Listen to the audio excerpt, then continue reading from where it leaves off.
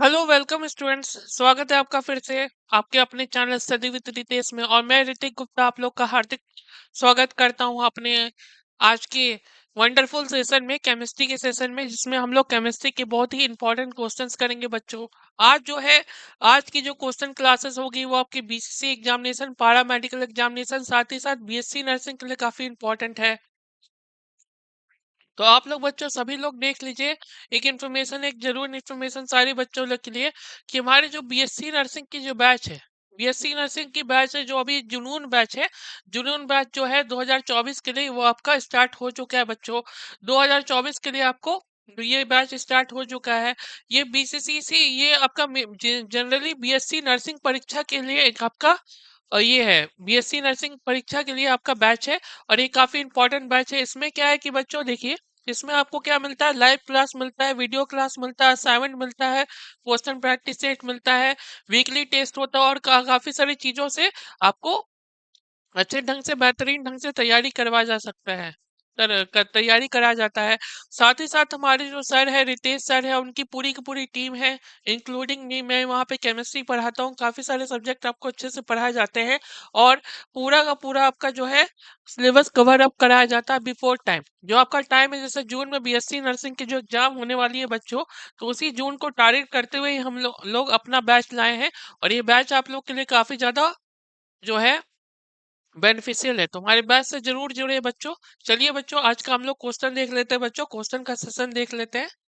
तो आज का जो है, यहाँ पे सेशन देख लेते हैं क्वेश्चन का। ठीक है बच्चों, यहाँ पे देखिए, यहाँ पे चलिए बच्चों, यहाँ पे हम लोग स्टार्ट कर देते हैं। पहला क्वेश्चन आपके सामने है। ठीक है बच्चों, जो पहला क्वेश्चन आपके सामने दिख रहा है, विच एसिड प्रेजेंट इन टमाटो, कौन सा एसिड टमाटो में प्रेजेंट होता है, टमाटर में कौन सा एसिड प्रेजेंट होता है बच्चे। टमाटर जानते हैं, टमाटर, लाल टमाटर, बड़ा मजेदार टमाटर जानते हैं ना। तो बताइए, टमाटर में कौन सा एसिड प्रेजेंट होता है, साइट्रिक एसिड होता है, ऑक्जेलिक एसिड होता है, लैक्टिक एसिड होता है, या फिर HCl होता है, HCl अम्ल होता है। चारों में से कौन सा होता है बताइए। चार ऑप्शन है और आपके पास सामने क्वेश्चन है, बनाइए बच्चों, इसको क्वेश्चन सॉल्व कीजिए। पहला सवाल सॉल्व कीजिए, फर्स्ट सवाल, फर्स्ट क्वेश्चन को सॉल्व कीजिए। फर्स्ट क्वेश्चन बनाइए बच्चों, टमाटर में कौन सा एसिड होता है, बनाइए।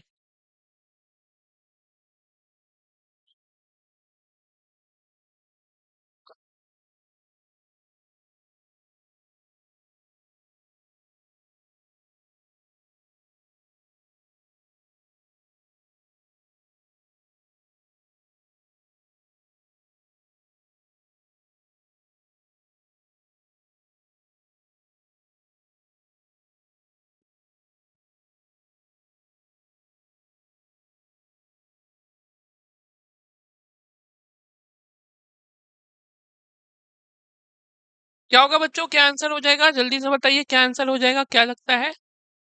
ठीक है बच्चों, यहाँ पे क्या हो जाएगा, बी हो जाएगा बच्चे, ऑक्जेलिक एसिड हो जाएगा। बी हो जाएगा बच्चे, बी हो जाएगा। जो ऑक्जेलिक एसिड होता है बच्चे, ऑक्जेलिक एसिड प्राइमरी प्रेजेंट होता है आपका टमाटो में। जो भी टमाटर होता है उसमें आपका प्राइमरीली प्रेजेंट होता है। तो टमाटो के केस में, टमाटो के अंदर प्राइमरी प्रेजेंट होता है, बहुत ही इंपॉर्टेंट एसिड होता है। ठीक है, बहुत ही काफी इंपॉर्टेंट एसिड होता है। अगला देख लेते हैं, कौन सा इसमें से स्ट्रॉन्ग एसिड है, कौन सा इसमें से स्ट्रॉन्ग एसिड है। ठीक है, इसमें से समझ लेते हैं बच्चों, कौन सा आपका स्ट्रॉन्ग एसिड है। स्ट्रॉन्ग एसिड को समझ लेते हैं, अलग अलग तरह का स्ट्रॉन्ग एसिड होता है, उसको जान लेते हैं। ठीक है, कौन सा इसमें से स्ट्रॉन्ग एसिड है, बताइए बच्चों, कौन सा स्ट्रॉन्ग एसिड है। HCl है, HCl का पीएच भी लिखा हुआ है, देखिए पीएच वैल्यू दिया हुआ है। पीएच वैल्यू समझते हैं ना, पीएच वैल्यू क्या होता है, पावर ऑफ हाइड्रोजन होता है। उसी तरह से पीएच वैल्यू आपको दे रखा है। फिर आपका CH3COOH है, ये दे रखा है। फिर लेमन जूस है, फिर आपका मिल्क है, जो दूध होता है, दूध आपको दे रखा है। सभी का पीएच वैल्यू भी दे रखा है। तो बताइए, इसमें से सबसे स्ट्रॉन्ग एसिड कौन सा है। बहुत ही आसान क्वेश्चन है, जल्दी से बन जाएगा। और कमेंट बॉक्स में जल्दी जल्दी से आंसर भी आने लगा है, बाकी क्वेश्चंस का आंसर भी आने लगा है। तो आप लोग जल्दी से बनाइए बच्चों, क्या आंसर हो जाएगा, बताइए थोड़ा, क्या आंसर हो जाएगा, बनाइए बच्चों।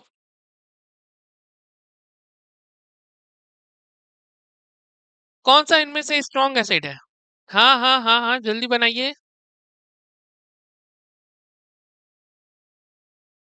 ए हो जाएगा बच्चों, ए। HCl हो जाएगा, ए हो जाएगा बच्चों। जो ए होता है, HCl होता है, HCl का बच्चों pH 1 होता है। ठीक है, आप जानते हैं जो pH जो होता है आपका जीरो से लेकर के आपका कितना होता है 14 तक होता है। जैसे एक बात बताया था बच्चों, जो पीएच स्केल होता है बच्चों, जो पीएच होता है वो जीरो से लेकर के 14 तक होता है, जीरो से लेकर के 14 तक होता है। इसमें जीरो से 7 तक क्या होता है, एसिड होता है, और इसके आगे क्या होता है बच्चों, बेस होता है। तो कुछ पार्ट आपका एसिड का होता है और कुछ पार्ट क्या होता है आपका बेस का होता है, सभी बच्चे अच्छे से जानते होंगे। तो आपका क्या होगा कि आपका जितना कम पीएच का वैल्यू हो, 1 हो, 0 है, 1.5 हो, वो उतना ज्यादा स्ट्रॉन्ग एसिड होता है बच्चों, वो उतना ज्यादा स्ट्रॉन्ग आपका एसिड होता है। इसलिए आपका ए हो जाएगा बच्चों, ए होगा HCl, जिसका पीएच कितना हो जाएगा, 1 हो जाएगा।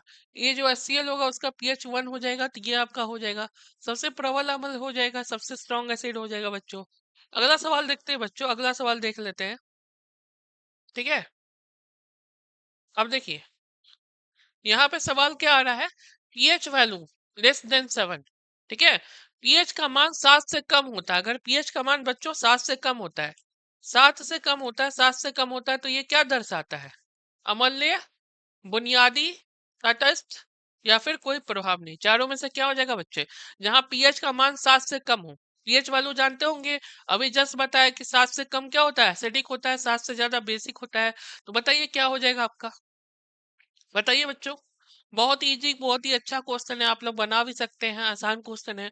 तो बनाइए, पीएच वैल्यू 7 से कम किस में हो जाएगा, किसके अंदर आ जाएगा।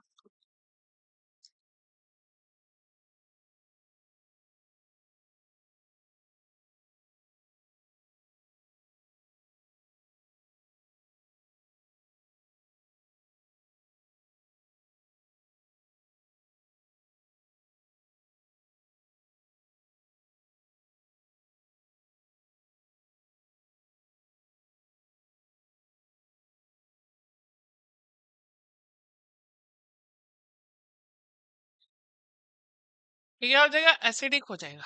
ये हो जाएगा बच्चों, एसिडिक हो जाएगा। ठीक है, एसिडिक हो जाएगा बच्चों। पीएच वैल्यू 7 से कम किस में होता है बच्चों, एसिडिक में होता है।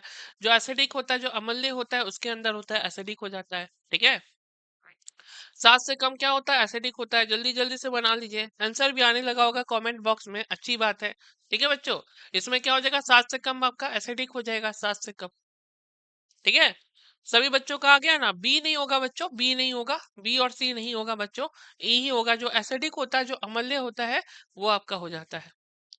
अगला सवाल देखते हैं बच्चों, अगला सवाल देखते हैं। यहाँ पे देखिए अगला सवाल बता देते हैं।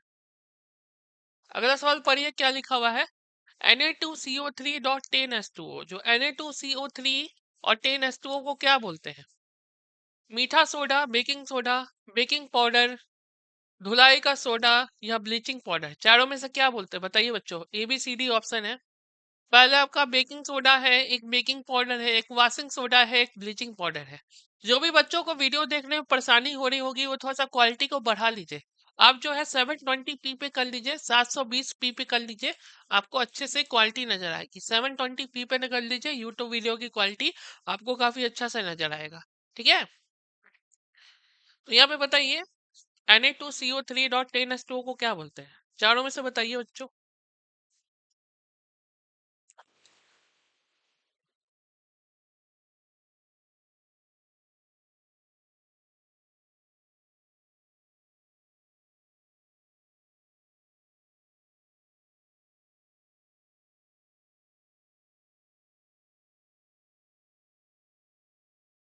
क्या बोलते हैं बच्चों, बताइए क्या बोलते हैं, क्या बोलते हैं। सी होगा बच्चों, वॉशिंग सोडा हो जाएगा, सी हो जाएगा। याद रखिएगा बच्चों, जो वॉशिंग सोडा होता है, जो उसको धुलाई का सोडा कहते हैं, ये जो धुलाई का सोडा होता है, ये अच्छे अच्छे डिटर्जेंट में, जैसे एरियल डिटर्जेंट आता है या फिर टाइड डिटर्जेंट आता है, उसके साथ इसको मिलाया जाता है। उससे क्या होता है कि इसका प्रॉपर्टी बढ़ जाता है, ये बहुत अच्छा धुलाई का कपड़ा बन जाता है, धुलाई के लिए काफी अच्छा हो जाता है बच्चों। यहाँ पे वॉशिंग सोडा आंसर हो जाएगा। कुछ बच्चे बी कह रहे हैं, बी नहीं होगा बच्चे। यहाँ पे हम आपको बता देते हैं, बी नहीं होगा, ए नहीं होगा, सी हो जाएगा बच्चे। जो वॉशिंग सोडा होगा वही होता है जो धुलाई का सोडा होता है बच्चे।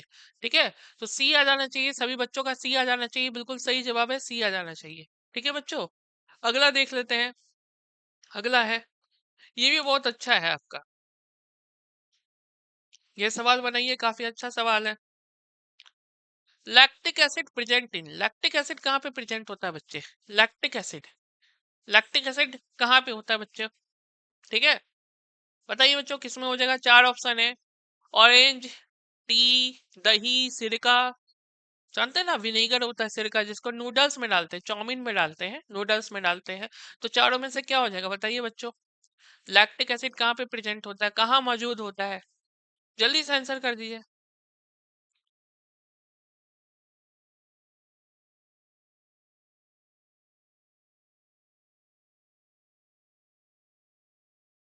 किसमें होगा, बनाइए बनाइए। कुछ बच्चों का आंसर भी आने लगा है, सही आंसर आ रहा है, सही आंसर आ रहा है। ठीक है, आप लोग वीडियो को लाइक भी कीजिए बच्चों, वीडियो को ज्यादा ज्यादा से ज्यादा लाइक कीजिए और इसको शेयर कीजिए। इससे क्या होगा कि ये इस टाइप की वीडियो अगर दूसरे बच्चों को भी मिलेगी तो उनके भी बहुत ज्यादा हेल्पफुल होगी ये वीडियो, उनके लिए भी काफी ज्यादा अच्छा रहेगा, उनके लिए भी बहुत बढ़िया रहेगा ये। लैक्टिक एसिड कहाँ पे प्रेजेंट होता है बच्चों? सी होता है, सही जवाब है सी, दही। अभी आया था ना, 14 जनवरी आया था, मकर संक्रांति, दही चूड़ा आया था।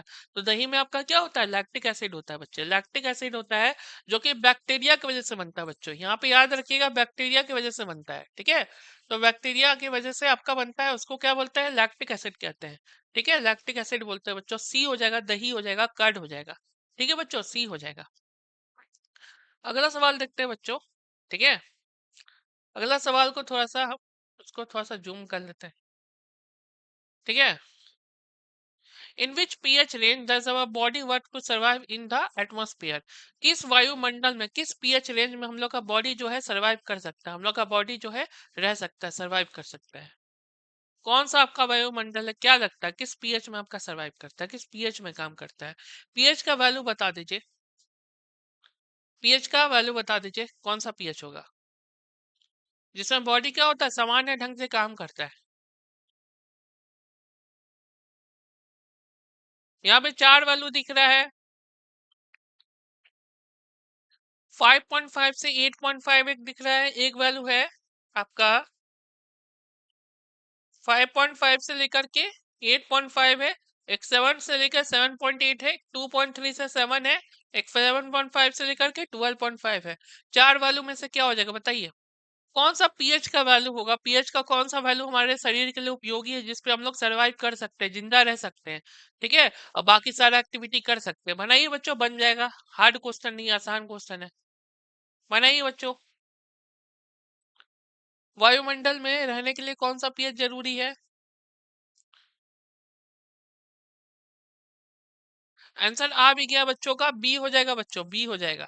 ठीक है, बी हो जाएगा, 7 से लेकर के 7.8। देखिए, पीएच का वैल्यू जो 7 होता है, पीएच का वैल्यू जो पीएच का मान जो 7 होता है, 7 कौन सा होता है आपका? न्यूट्रल होता है बच्चों। न्यूट्रल जो पीएच होता है ना, इस पे क्या होता है कि बॉडी का पीएच होता है ये, और बॉडी का पीएच क्या होता है? स्लाइटली आपका बेसिक होता है, 7 से लेकर के 7.8 के बीच में होता है। देखिए, 7 से लेकर के 7.8 तक के बीच में होता है, इसको क्या बोलते हैं? बेसिक कह सकते हैं, थोड़ा सा आपका क्या होता है, बेसिक होता है ये। और बेसिक मान होता है, पीएच का मान होता है। इसी में हम लोग का जो बॉडी है वो सही ढंग से काम करता है, जो शरीर है, हमारा शरीर जीवित रहता है, जीवित रहने के लिए आपका जो ये पीएच का मान होना जरूरी है। तो बी हो जाएगा, सभी बच्चों का बी आ जाना चाहिए। बहुत सारे आंसर सी आंसर किए, सी नहीं होता है बच्चों, सी नहीं होता है। ठीक है, जीवित रहने के लिए आपका क्या होता है, ये सी नहीं होगा, ये बी हो जाएगा।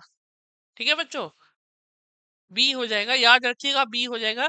ये क्वेश्चन एक बार बीसीसी में आया हुआ क्वेश्चन है, बता देते हैं आपको, ये बीसीसी के अंदर आया हुआ क्वेश्चन है, और ये बीसीसी के अंदर आया हुआ सवाल है। और आपका क्या हो जाएगा, सी आपका बी हो जाएगा बच्चों। ठीक है, बी हो जाएगा। अगला सवाल देखते हैं बच्चों, बनाइए।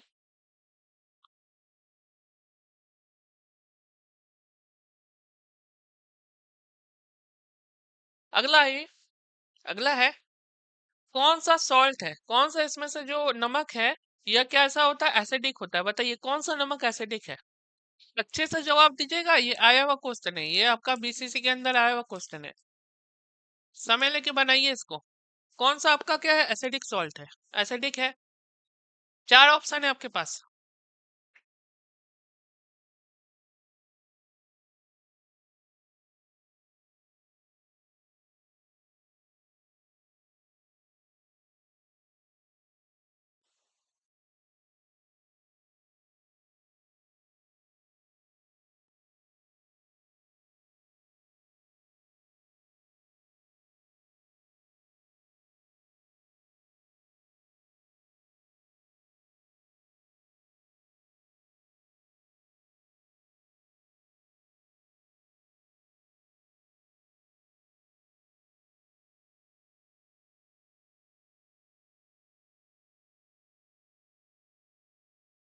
कौन सा सॉल्ट हो जाएगा बताइए, कौन सा हो जाएगा एसिडिक सॉल्ट?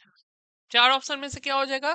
चार ऑप्शन है आपके पास, NH4Cl है, ये है NaCl है, Na2CO3 है। तो बच्चे ध्यान दीजिएगा, यहाँ पे थोड़ा सा ध्यान दीजिएगा, यहाँ पे आप लोग ध्यान दीजिएगा थोड़ा, कि यहाँ पे क्या हो जाएगा बच्चे, ई हो जाएगा, NH4Cl हो जाएगा, सभी बच्चों का ई आ जाना चाहिए।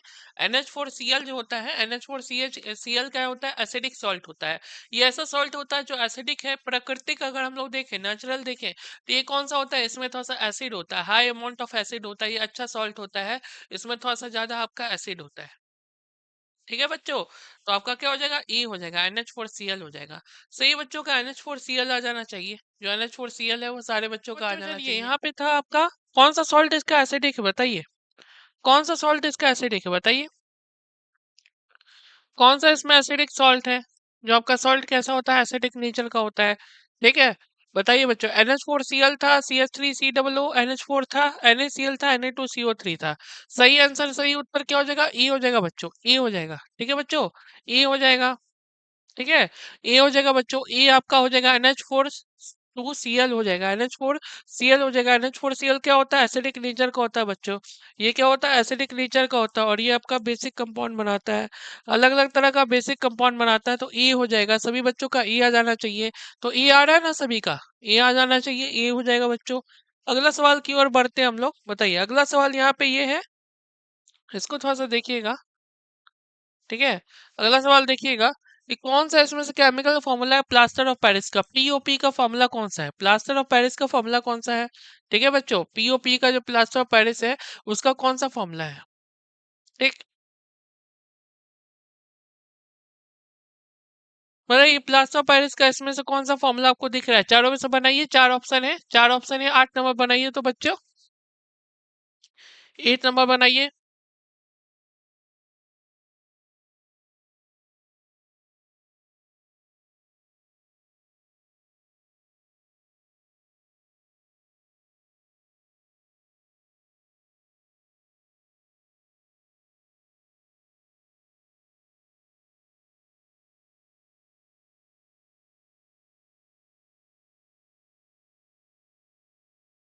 क्या हो जाएगा बच्चों, आंसर कीजिए क्या हो जाएगा?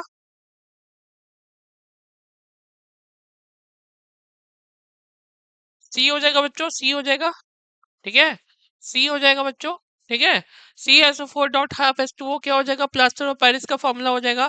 प्लास्टर ऑफ पेरिस बच्चों क्या होता है, सी होता है। ठीक है, सी होता है, इसका रासायनिक सूत्र होता है प्लास्टर ऑफ पेरिस का, तो केमिकल फॉर्मूला आपका सी हो जाएगा। हमेशा याद रखिएगा बच्चों, एग्जामिनेशन में प्लास्टर ऑफ पेरिस का भी फॉर्मूला पूछा जाता है, प्लास्टर ऑफ पेरिस का फॉर्मूला आपसे बनना चाहिए बच्चों, सी हो जाएगा।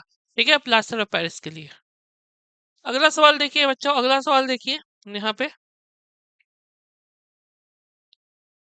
कौन सा ऐसा एसिड है जो कि टर्मनाइड में, जो हल्दी में मौजूद होता है, ठीक है, सॉरी इमली में मौजूद होता है, इमली में कौन सा आपका एसिड प्रेजेंट होता है, कौन सा एसिड होता है बताइए बच्चों, इमली के अंदर कौन सा एसिड होता है?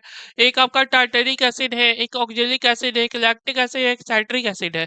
चार तरह के एसिड है, बताइए चारों में से कौन सा आपका इमली में मौजूद होगा? इमली खाते हैं, खट्टा खट्टा इमली खाते होंगे, तो खट्टा सा टेस्ट आता है इमली का, तो बताइए कौन सा इमली के अंदर होगा बच्चों, बताइए, बनाइए इसको बनाइए।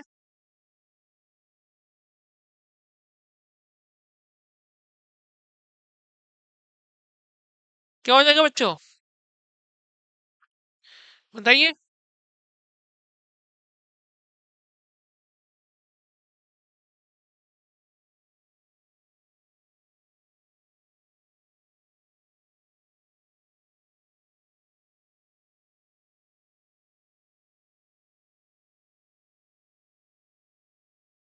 क्या हो जाएगा बच्चों, आसान सवाल है, आसान है बच्चों।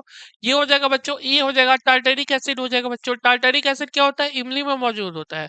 जो बच्चों ई होता है, टार्टेरिक एसिड होता है, ये क्या होता है, इमली में मौजूद होता है, तो सभी बच्चों का ई आ जाना चाहिए, ई उत्तर आ जाना चाहिए बच्चों। टार्टेरिक में क्या होता है, इमली में क्या होता है, ये टार्टेरिक एसिड मौजूद होता है। जैसे यहाँ पे एसिड के बारे में पूछा जा रहा है ना, कि कौन सा एसिड आपका क्या होगा, इमली में मौजूद रहेगा, तो क्या होगा, टार्टेरिक एसिड होगा। ठीक है, टार्टेरिक एसिड होगा, तो ये इस आंसर आ जाएगा बच्चों। अगला सवाल देख लेते हैं बच्चों, 10 नंबर सवाल है। इसमें से सबसे ज्यादा स्थिर कौन सा है, सबसे स्टेबल कौन सा है, बताइए। सबसे स्टेबल कौन सा है, रुकिए 1 मिनट, हम इसको जूम कर देते हैं। ठीक है, इसको जूम कर देते हैं इसको। ठीक है, इसको थोड़ा सा जूम कर देते हैं। हाँ, इनमें से सबसे ज्यादा स्टेबल कौन सा है, सबसे ज्यादा स्थिर कौन सा है बच्चों। एक है ऑर्थोटॉलिन है, एक क्या लिखा हुआ है, देखिए क्या लिखा हुआ है, ऑर्थोटॉलिन। एक होता है पाराटॉलिन होता है, एक होता है मेटाटॉलिन होता है, एक आपका नन होता है। तो टॉलिन जानते होंगे बच्चों, बेंजीन का एक भाई है, बेंजीन का एक ग्रुप है, एक तरह का फंक्शनल ग्रुप है, सेम फंक्शनल ग्रुप है, उसको टॉलिन कहते हैं। ठीक है, तो इनमें से कौन सा सबसे स्टेबल है, कौन सा सबसे बढ़िया है, बताइए तो बच्चों। बनाइए इस क्वेश्चन को, समय लीजिए और बनाइए। अच्छा क्वेश्चन है, अच्छा सवाल है, बनना चाहिए आप लोग से।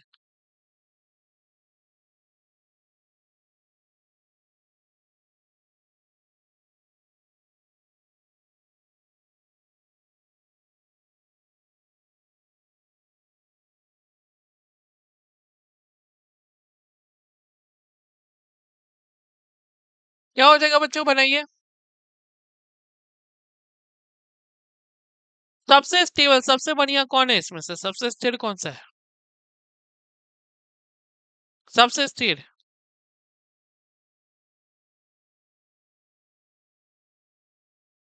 टॉलिन बच्चों क्या होता है, बहुत बच्चों को समझ में नहीं आ रहा होगा, तो देखिए टॉलिन इसको बोलते हैं। टॉलिन हम लोग इसको बोलते हैं, बेंजीन का इस तरह से ग्रुप होता है और CH3 लगा रहता है, इसका क्या रहता है, टॉलिन होता है। ठीक है, इसको टॉलिन कहते हैं। तो इसमें से बताइए, ऑर्थो टॉलिन है, पारा है, मेटा है, कौन सा टॉलिन सबसे स्टेबल है, कौन सा सबसे स्थिर है।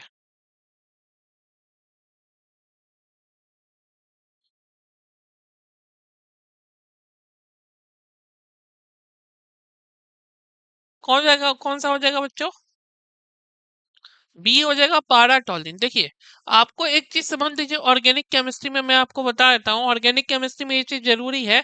एक चीज होता है ऑर्थो, एक होता है मेटा, एक होता है पारा। देखिए, 3 ग्रुप होते हैं, यहाँ पे ध्यान दीजिएगा, 3 ग्रुप आपका होता है। एक ऑर्थो होता है, एक मेटा होता है और एक पारा होता है। जिसमें पारा ग्रुप जो होता है, पारा ग्रुप सबसे स्टेबल होता है। ऑर्थो उसके बाद आपका मेटा होता है। तो पारा ग्रुप जहां भी आपको दिख जाएगा, पारा ग्रुप बहुत स्टेबल होता है। किसी भी तरह का व्यंजन के लिए पारा ग्रुप सबसे बढ़िया है, तो आप पारा ग्रुप को सबसे ज्यादा क्या कीजिएगा, प्रिविलेज दीजिएगा, प्रायोरिटी जो ऑर्डर होगा वो पारा ग्रुप को ज्यादा दीजिएगा। तो जो पारा टॉलिन होता है, जो बच्चों पारा ग्रुप होता है, वो अपने आप में बहुत स्टेबल चीज होता है। जो पारा ग्रुप बच्चों होता है, वो अपने आप में काफी स्टेबल होता है। तो पारा ग्रुप क्या है, काफी स्टेबल है। ठीक है, पारा टॉलिन बच्चों हो जाएगा। ठीक है, एक आपका ये हो गया, पाराटोलिन हो गया, पाराटोलिन हो गया। तो बी हो जाएगा, सभी बच्चों का बी आ जाना चाहिए, सभी बच्चों का बी आ जाना चाहिए सबसे स्टेबल में से। अगला सवाल देखते हैं बच्चे, ये तो आप लोग बना ही दीजिएगा। ठीक है, ये ना जाने कितना बार आ ही चुका है। बनाइए इसको, इसको। मोस्ट इलेक्ट्रोनिगेटिव, सबसे ज्यादा इलेक्ट्रोनिगेटिव कौन सा है आपका। एक ऑप्शन नाइट्रोजन है, एक क्लोरीन है, एक फ्लोरीन है, और ये 3 ऑप्शन है, चौथा आपका नन है। बनाइए इसको। ये सवाल तो मोस्ट इजी में से इजी है, आप लोग तो बना ही सकते हैं। आसान सवाल है, अच्छा सवाल है। ठीक है, साथ ही साथ हम लोग की वीडियोस को भी लाइक करते रहिए बच्चों। आप लोग का बहुत ही ज्यादा प्यार हम लोग को इस तरह का वीडियो बनाने के लिए मोटिवेट करता है। ओके,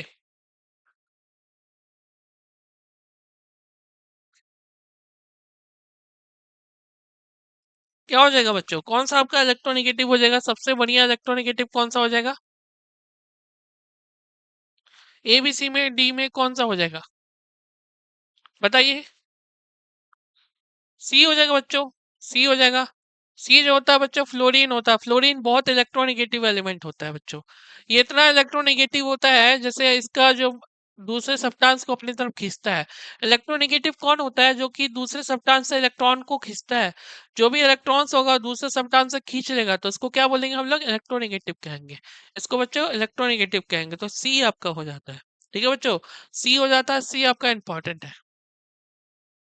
सी आपका कहीं गुना इंपॉर्टेंट है और बहुत ज्यादा आपका पूछा जाता है अलग अलग एग्जामिनेशन में। तो सी को छोड़िएगा नहीं, सी आपका इंपॉर्टेंट है। अगला सवाल है, अब देखिए, इसको बता देते हैं। ठीक है, एक सवाल आपको दिखेगा यहाँ पे। ठीक, the bond angle around the atom which uses the sp2 hybridisation. देखिए, sp2 हाइब्रिडाइजेशन जो बच्चों होता है, sp2 आप लोग जानते होंगे, sp2 हाइब्रिडाइजेशन होता है तो उसमें कौन सा बॉन्ड एंगल होता है बच्चों, कौन सा बॉन्ड एंगल होता है? ये 120 डिग्री लिखा हुआ है। पहला ऑप्शन क्या है? 120 डिग्री। दूसरा ऑप्शन क्या है? 180 डिग्री। ठीक है। तीसरा ऑप्शन क्या है? 107 डिग्री है। तीसरा ऑप्शन 107 डिग्री है। ठीक है।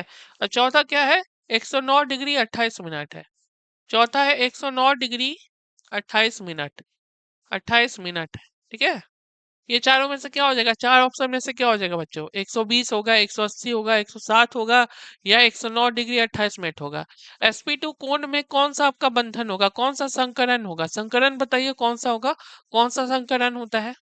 संकरण जल्दी से बता दीजिए। समय लीजिए बच्चों, समय लीजिए, समय लेके क्वेश्चन बनाइए। बनाइए, कौन सा होगा? sp2 में उपयोग किए जाने वाला कौन सा होता है? ये आप बना सकते हैं बच्चों। इस टाइप का सवाल बहुत पूछा जाता है पेपर में। इस तरह का सवाल जो होता है हमेशा आते रहता है। कभी sp2 का पूछेगा, कभी sp3 का पूछेगा। ठीक है। अलग अलग तरीके का सवाल पूछेगा, तो आपसे बनना चाहिए।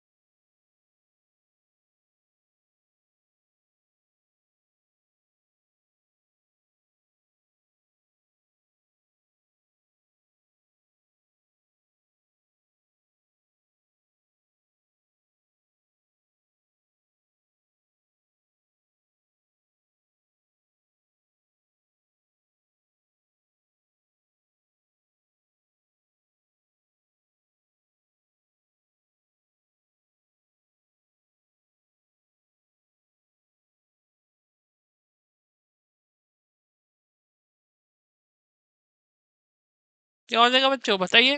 क्या हो जाएगा? 120 डिग्री होगा। ठीक है बच्चों। यहाँ पे ऑप्शन नंबर ए हो जाएगा, 120 डिग्री होगा। याद रखिएगा sp2 में कितना होता है? 120 डिग्री होता है। यहाँ पे कुछ वैल्यू लिख देते हैं, ये वैल्यू एग्जाम में आपका पूछा जाता है। जहाँ पे भी sp होता है तो sp में कितना होता है? 180 डिग्री होता है बच्चों, 180 डिग्री होता है। sp2 में कितना होता है बच्चों? 120 डिग्री होता है, 120 डिग्री होता है। ठीक है। sp3 में कितना होता है? 109 डिग्री होता है। 100 कितना होता है बच्चे?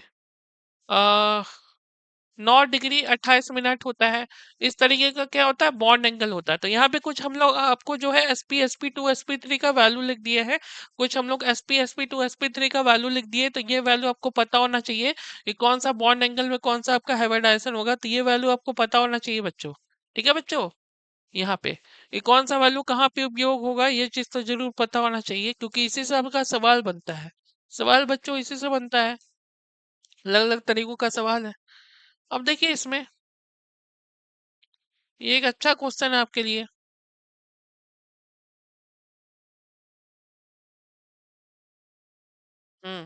यहाँ पे बनाइए। वह आयन जो CO के साथ आइसोइलेक्ट्रॉनिक है, CO के साथ आइसोइलेक्ट्रॉनिक है, कौन सा आयन होगा बच्चों? बताइए। CO के साथ आइसोइलेक्ट्रॉनिक है। ठीक है। आइसोइलेक्ट्रॉनिक का मतलब क्या होता है? जिसके पास इलेक्ट्रॉन की संख्या सेम होती है। इलेक्ट्रॉन की संख्या किसमें सेम है? बनाइए तो बच्चों, चारों बना के बताइए।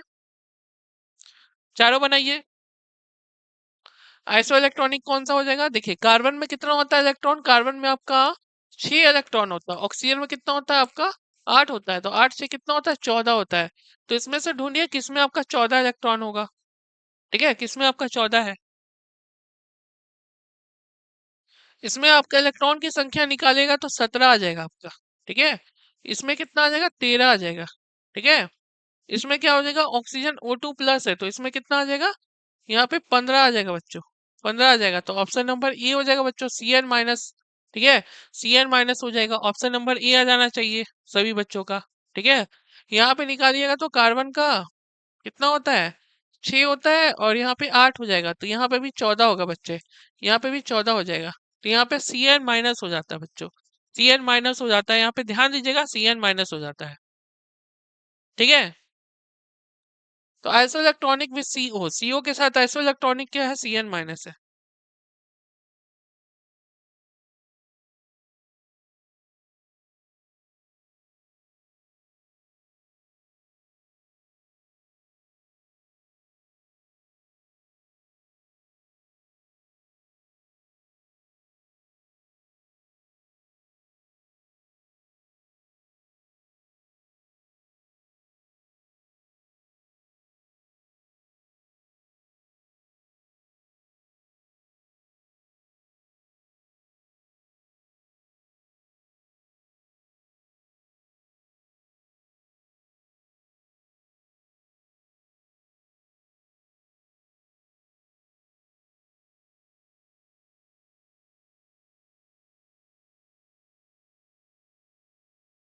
ठीक है बच्चों, तो ये हो जाएगा, ये सभी का आ गया ना, सभी को समझ में आ गया ये कैसे आएगा। सी एन माइनस है तो यहाँ पे कार्बन का कितना होता है, 6 होता है, नाइट्रोजन का 8 हो जाएगा, एन माइनस है ना, तो एन माइनस का 8 हो जाएगा, तो 6 और 8 कितना हो जाएगा आपका, 14 हो जाएगा। यहाँ पे भी 14 है, ये भी 14 है, तो 14 14 क्या हो जाएगा, आइसो इलेक्ट्रॉनिक हो जाएगा। ठीक है बच्चों, तो ई हो जाएगा, 13 का आपका ई नंबर आ जाना चाहिए सभी बच्चों का। अगला सवाल देखिए बच्चों, यह काफी अच्छा सवाल है, आप लोग के लिए अच्छा सवाल आया है एक, काफी इंटरेस्टिंग क्वेश्चन है। यहाँ पे बनाइए, correct order of bond order, bond order का सही ऑर्डर बताइए बच्चे। बॉन्ड ऑर्डर जानते हैं ना आप लोग, बॉन्ड ऑर्डर क्या होता है। बॉन्ड ऑर्डर पे तो बहुत बार हम क्वेश्चन करा चुके हैं, ये क्वेश्चन, ये चीज तो आपको याद होना चाहिए कि बॉन्ड ऑर्डर होता क्या है, ये चीज आपको अच्छे से पता होना चाहिए। तो बताइए जो बॉन्ड ऑर्डर है अलग अलग प्रजातियों के लिए कितना हो जाएगा। ठीक है, बॉन्ड ऑर्डर का फिर से हम वैल्यू लिख देते हैं, कुछ वैल्यू लिख देते हैं जिससे आपको आसानी होगा बनाने में, कुछ वैल्यू लिख देते हैं। देखिए, बॉन्ड वैल्यू का वैल्यू कितना होता है आपका,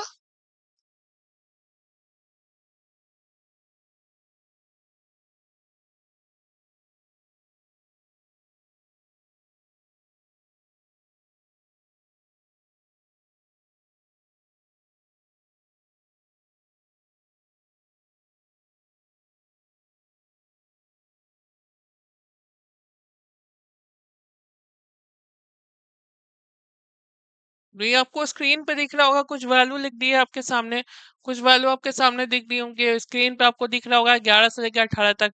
तो आपको ज्यादा कुछ करना नहीं है बच्चों, बस आपको नंबर ऑफ इलेक्ट्रॉन को काउंट कीजिए, वहां पे वैल्यू निकालिए। जैसे यहाँ पे देखिएगा इलेक्ट्रॉन कितना हो जाएगा बच्चों, यहाँ पे काउंट करके बताइएगा। तो यहाँ पे आपका कितना हो जाएगा, यहाँ पे काउंट कीजिए। तो यहाँ पे ऑक्सीजन है, तो ऑक्सीजन के लिए कितना होता है, 16 इलेक्ट्रॉन होता है। ठीक है, उसके बाद आपका O2 प्लस है, O2 प्लस का मतलब क्या है, इसके पास 15 इलेक्ट्रॉन है। ठीक है, O2 प्लस का मतलब इसके पास 15 इलेक्ट्रॉन है। और O2 माइनस है बच्चों, O2 माइनस है, इसका मतलब क्या है, इसके पास 17 इलेक्ट्रॉन है। ठीक है, तो बनाइए, तीनों में आपको क्या क्या वैल्यू दिख रहा है, उस हिसाब से कौन ज्यादा होगा कौन कम होगा। अब इतना हिंट दे दिए बच्चों, इतना सारा हिंट आपको दे दिया, अब चलिए समय लेके बनाइए कौन सा होगा। ये बहुत इंपॉर्टेंट सवाल है, अगेन ये काफी इंपॉर्टेंट है, बीसीसी में, बीएससी नर्सिंग में आ चुका है, बीएससी नर्सिंग एग्जाम में आया हुआ है, बीसीसी के अंदर आया हुआ है, नीट में भी ये सवाल आया हुआ है। जो नीट एग्जामिनेशन होता है, नीट एग्जामिनेशन तो जानते ही ना है, मेडिकल का सबसे हाईएस्ट एग्जामिनेशन होता है, जो पूरा मेडिकल पैरा मेडिकल का सबसे ऊपर लेवल का एग्जाम है, उसमें आपका आ चुका है, ये क्वेश्चन अपियर कर चुका है। तो बताइए करेक्ट बॉन्ड ऑर्डर क्या है, इसको बिल्कुल भी मिस मत कीजिएगा, बनाइए इसको।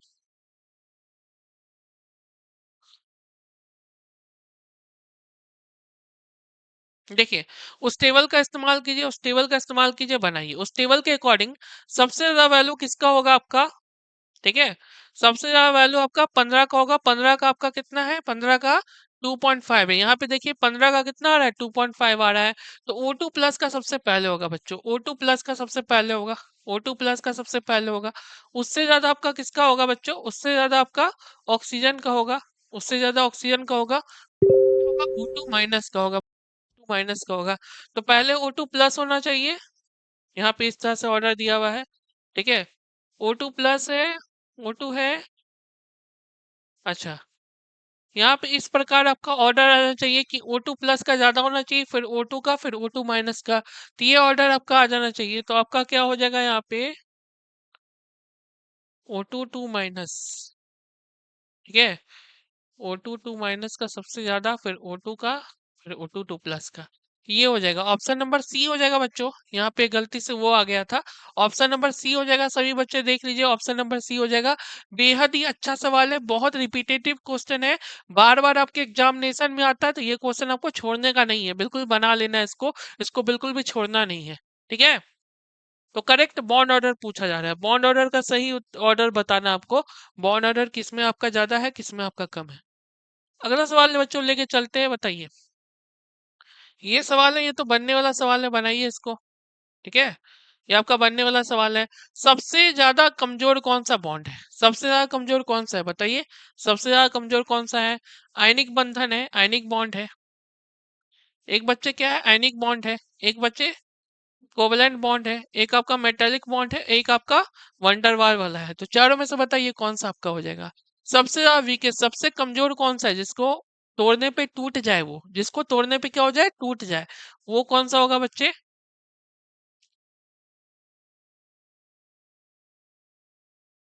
बनाइए बनाइए बनाइए। अच्छा सवाल है, ये भी बीसीसी का आया हुआ सवाल है। देखिए सारा इंटरेस्टिंग क्वेश्चन करा रहे हैं, जो भी आपका बहुत ही इंपॉर्टेंट और इंटरेस्टिंग क्वेश्चन बना रहे हैं। बीसीसी का आया हुआ सवाल है, बनाइए, क्या हो जाएगा।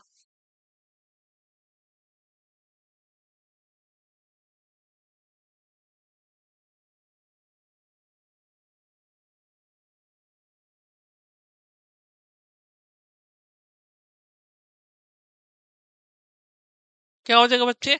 डी हो जाएगा, वंडरवाल हो जाएगा बच्चों, याद रखिए डी हो जाएगा। जो वंडरवाल होता है, वंडरवाल फोर्स क्या होता है, सबसे वीकेस्ट होता है, सबसे कमजोर बॉन्ड होता है। सबसे कमजोर बंध कौन सा होता है, वंडरवाल होता है बच्चों, हमेशा याद रखिएगा, वंडरवाल होता है, डी हो जाता है। ठीक है बच्चों, अगला सवाल पे आते हैं। ठीक है, अगला सवाल पे आते हैं। ये आपके लिए अच्छा सा क्वेश्चन है, अच्छा क्वेश्चन है यहाँ पे। ठीक है, कि कौन सा ग्रुप का वैलेंस एटम जो है हाइड्रोजन ग्रुप को दर्शाता है, बताइए। इसमें आप हाइड्रोजन ग्रुप को कैसे दर्शा सकते हैं? जो हाइड्रोजन फैमिली है, हाइड्रोजन फैमिली का आउटर मोस्ट इलेक्ट्रॉन कितना होता है, जो सबसे ज्यादा जो वैलेंस इलेक्ट्रॉन होता है वो कितना होता है, बताइए। जो वैलेंस संख्या होती है, जो संयोजकता होती है, वो कितनी होती है, बताइए। जैसे क्लोरीन आपका वैलेंस है, क्लोरीन का एटॉमिक नंबर 17 होता है, तो उसको क्या लिखते हैं, 2, 8 और 7 लिखते हैं। तो ढूंढिए 7 किसमें है इसमें से, ए बी सी डी में किसमें 7 है। इतना आपको हिंट मिल गया है, चलिए जल्दी से बना लीजिए, हिंट दे दिए हैं। ए नहीं होगा बच्चों, बी नहीं होगा, ए भी नहीं होगा। बताइए सी डी में से क्या हो जाएगा, बताइए।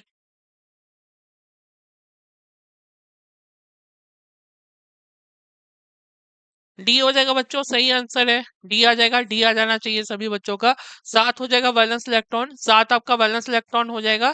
सभी बच्चों का तो आ गया होगा ना, डी हो जाएगा। ठीक है बच्चों, हाइड्रोजन फैमिली में नंबर ऑफ ग्रुप एटम कितना हो जाएगा, ये हो जाएगा। अब देखिए 17 नंबर सवाल पे आते हैं, थोड़ा सा 17 नंबर सवाल पे आते हैं।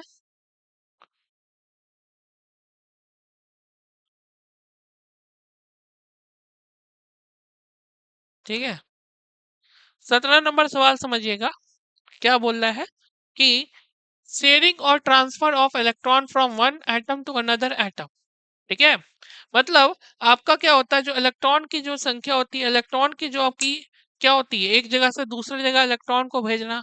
ठीक है, मतलब क्या होता है ना, इलेक्ट्रॉन का शेयरिंग होता है, इससे इलेक्ट्रॉन आपका स्टेबल हो जाता है।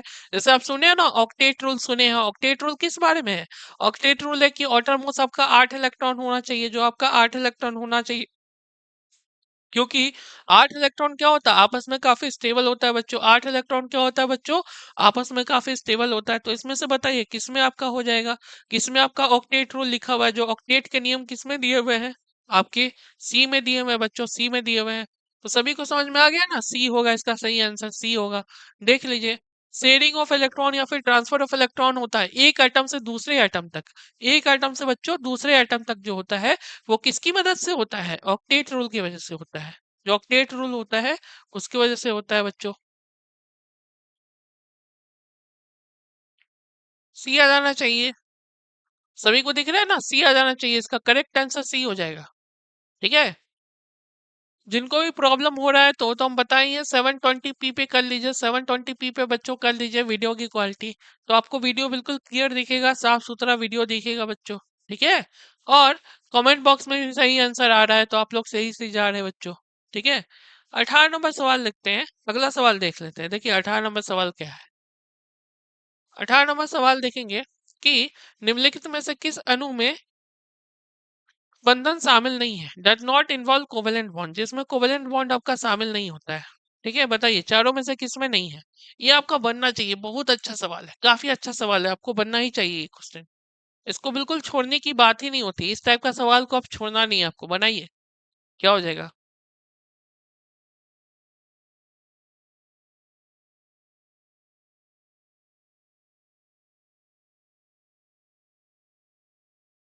इसमें आपका कोवेलेंट बॉन्ड नहीं होता है।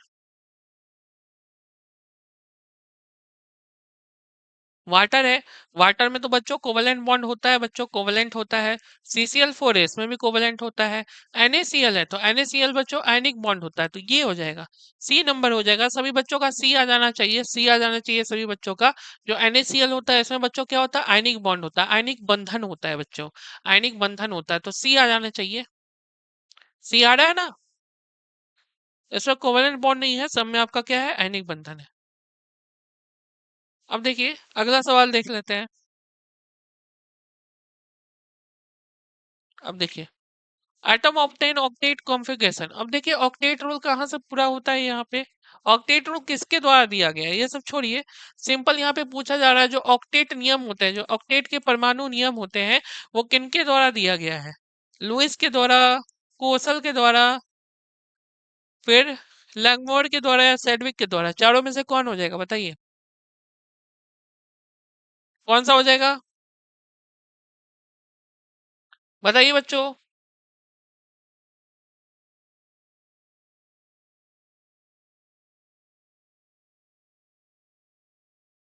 ऑक्टेट रूल है जो अष्टक के नियम है, जो ऑक्टेट रूल है बच्चों, ऑक्टेट रूल किसने दिया था। ऑक्टेट रूल किस साइंटिस्ट ने दिया था बताइए। आपका क्या हो जाएगा बच्चों, ए हो जाएगा, ए लुईस हो जाएगा। लुईस का ऑक्टेट थ्योरी है बच्चों, लुईस का ऑक्टेट रूल है, ऑक्टेट थ्योरी है। ठीक है बच्चों, ऑक्टेट का नियम है, ऑक्टेट थ्योरी है बच्चों, ए हो जाएगा, ए आ जाना चाहिए। ठीक है, आखिरी सवाल देख लेते हैं बच्चों। हाँ, ये आखिरी सवाल था आपका, ऑक्टेट रूल के बारे में था। ऑक्टेट का नियम जो है लुईस थ्योरी ने दिया था, जो लुईस है उन्होंने बताया था ऑक्टेट रूल के बारे में, जो लुईस थ्योरी है ऑक्टेट बताते हैं, तो ये ऑक्टेट के बारे में बताए थे। ठीक। अब देखिए बच्चों, इसी के साथ ये क्या था, 19 सबसे इंपॉर्टेंट क्वेश्चन में से एक था ये, आपका जो है काफी इंपॉर्टेंट है। ये सब आपका BCC पारा मेडिकल और बाकी सारे एग्जामिनेशन के हैं, लिए है। आप लोग क्या कीजिए, ज्यादा से ज्यादा वीडियोस को लाइक कीजिए और साथ ही साथ कमेंट कीजिए और साथ ही साथ शेयर भी कीजिए वीडियो को। ठीक है, ताकि इस तरह का वीडियो आती रहे। ठीक है, और हम लोग के साइड से क्या है कि हम लोग के साइड में जो है आपका जुनून बैच, जो आपका जुनून बैच है, यहाँ पे देख लीजिए बच्चों फिर से। एक चीज मैं आपको बताना चाहूंगा कि आप लोग ये जो बैच है, कहाँ गया, ये जो जुनून बैच है इसे जरूर ज्वाइन करें। ये जो जुनून बैच है आपके लिए, जुनून बैच है BCC एग्जामिनेशन के लिए, वो चीज जरूर ज्वाइन करें, क्योंकि जुनून बैच के अंदर आपका BSc नर्सिंग को बहुत अच्छा से कवर कराया जा रहा है। ठीक है, और इसका फी भी बस 500 रुपीज के आसपास है, ये फी भी काफी कम है, 500 रुपीज के आसपास कम है। ठीक है, तो ये काफी ज्यादा इंपॉर्टेंट है। ठीक है, आप लोग इस बैच को ज्वाइन करें और इसके साथ जुड़े, क्योंकि इसमें क्या होता है कि देखिए एक चैप्टर को काफी डिटेल में 6 से 7 क्लासेस में अच्छे से एक्सप्लेन किया जाता है। आपको लाइव क्लासेस मिलेगी, मान लीजिए लाइव क्लास छूटी है तो उसका वीडियो रिकॉर्डिंग मिलेगा। साथ ही साथ आपको इंपॉर्टेंट PDF और इंपॉर्टेंट क्वेश्चन मिलेगा, मतलब कुछ भी मिस नहीं होने वाला है यहाँ पे। ठीक है, सारा का सारा तैयारी काफी अच्छे तरीके से, काफी अच्छे लेवल पे आपको कराया जाएगा, तो कुछ भी आपका मिस नहीं होगा, तो जरूर इस बैच को ज्वाइन कीजिए। ठीक है, तब तक के लिए अलविदा लेना चाहता हूँ मैं। ओके, फिर मिलेंगे हम लोग अगले क्लास। थैंक यू, धन्यवाद।